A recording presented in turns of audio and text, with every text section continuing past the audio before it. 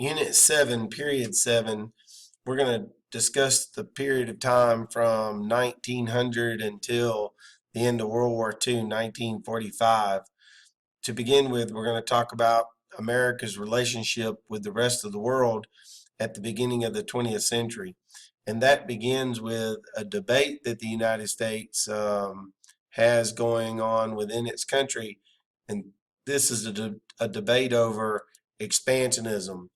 And expansionism is defined as um, the idea that one country has a desire to acquire other territories for raw goods, for migration of its citizens, for more land, for power. Uh, in this has been going on for years. This map here shows at different times in history the ascension of many different kinds of empires. And so there's going to be a debate at the end of the 20th century, beginning of the end of the 19th century, the beginning of the 20th century, of whether the United States needs to take military, economic, and political control of weaker nations. The first challenge to this is going to happen in um, Cuba and the Philippines. It's pictured here on the map. Here's Cuba 90 miles from Florida, and here's Philippines all the way across the ocean in the Pacific. The problem here is that both of these territories were controlled by a great empire known as Spain. Um, Spain um, was using methods in these two territories of torture to control rebels within both territories. These rebels used the American press to bring sympathy by the American public toward the plight of specifically the Cuban people, since they were closest to the United States. This was known as yellow journalism, as shown here. Newspapers in the United States would exaggerate Spanish atrocities, and that word atrocities refers to the torture that the Spanish government was accused of. That's one cause of the Spanish-American War the United States is going to get involved in. The second cause of the Spanish-American War was this letter. The Spanish government sent a letter to the Spanish governor of Cuba asking him if he thought that the United States would intervene on behalf of the Cuban people. And he responded with this telegram and said that President McKinley of the United States was too weak to intervene on behalf of the Cubans, and that they shouldn't be worried about a war. The third cause of the Spanish-American War was the American government had chosen to take an American battleship and station it in Havana Harbor in Cuba.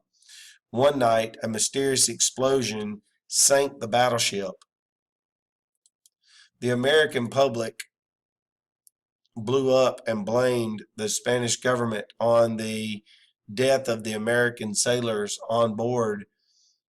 This is going to lead to a declaration of war against Spain, and this war is going to last exactly 4 months. The most important battle of the Spanish-American War was to charge up San Juan Hill, pictured here. In all actuality, this was actually known to the Cubans as Kettle Hill, and San Juan Hill was the adjacent hill. But American writers referred to the Battle of San Juan Hill because they thought it sounded more Spanish. The hero of the Battle of San Juan Hill, is the man centered picture here, is Teddy Roosevelt.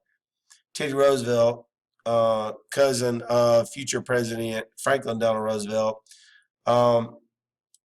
had resigned as Assistant Secretary of the Navy to lead a regiment of volunteers known as the Rough Riders.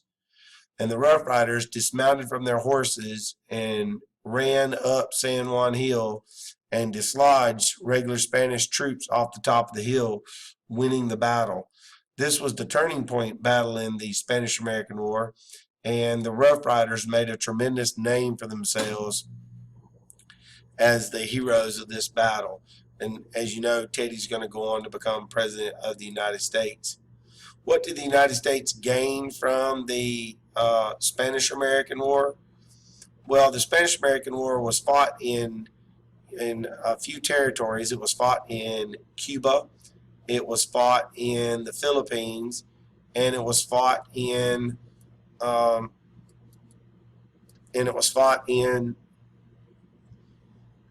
uh, Puerto Rico.